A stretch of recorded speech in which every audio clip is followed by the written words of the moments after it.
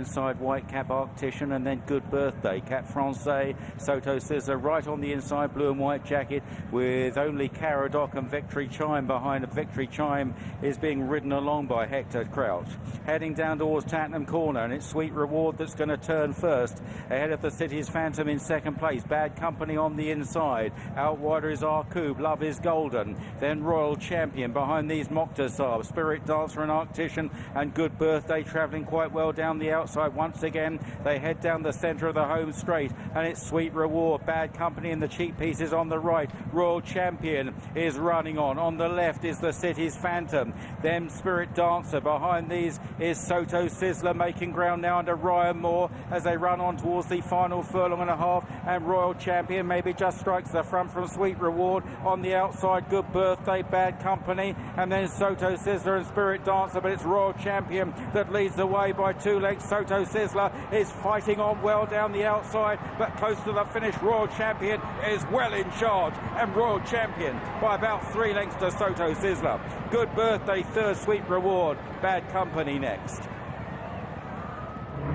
Royal Champion, a horse for whom there were grand aspirations when he broke his maiden 2 seasons ago, is back in the winner's enclosure for the first time since.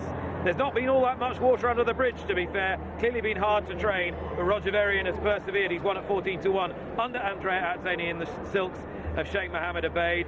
He has beaten into second Soto Sizzler, the course specialist. He's run another massive career best, and back in third was Good Birthday, who does what Good Birthday does. He travels beautifully and doesn't find much for pressure, but he's rewarded each way back as a decent price. Let's pick the bones out of this one then, Martin and Jane. Well, this is a horse that's been very lightly raced. He's never delivered on his 2-year-old promise until now, and it's good to see him do it. He's obviously been a little bit frustrating in between times for the last 18 months or so, but yeah, he's put it together. He's relaxed better than he often has before. He got plenty of cover, and I think the track and the pace of the race and the cover that he got has all worked in his favour today. The only handicap debutant, only his fifth career start as a 4-year-old. He settled beautifully behind the leaders, which was set by Sweet Reward as predicted under Sylvester de Souza. Holly Doyle was on the pace with the City's Phantom, but they didn't over-race, and you were looking towards Cap Francais in the middle of the shot, just behind Oshinora and Spirit Dancer, who settled very well. Good Birthday, didn't he travel oh so easy? And look, your eye was drawn to Moktasar as well, number 6, just ahead of the King Power colours. But at this stage, they're coming down the hill. The winner is very much in his comfort zone, as are all the rivals. But to be honest, Nick, the race is yet to start.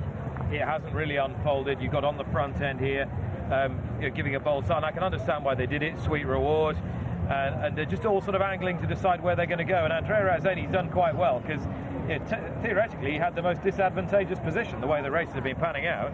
Potentially, yeah. I mean, they've all come middle to stand side though, haven't they? I think the ones, to be honest, the ones furthest towards the near side probably ended up a little bit too far back, including Good Birthday, who, as I know, he inhaled most of the field. Yeah, but I know he's a horse that doesn't do much. But you look at the amount of running he's had to do to run down the trio of horses that he's competing with in the finish. In the end, he's really quickened up well, actually, hasn't he? And he's run a huge penultimate furlong, and I think on the day I would actually be forgiving of him not really going through and finishing off his race.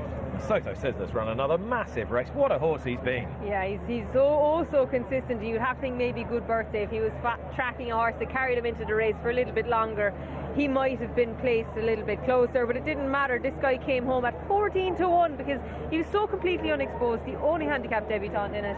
He's come home alone. Disappointment for Roger Varian with Eden out of the Derby, but he's got his Epsom winner all right, and at a tasty price.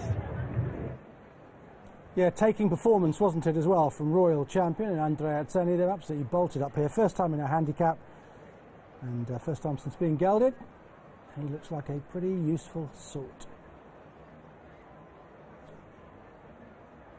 Going to go to Huntingdon now for our next from there.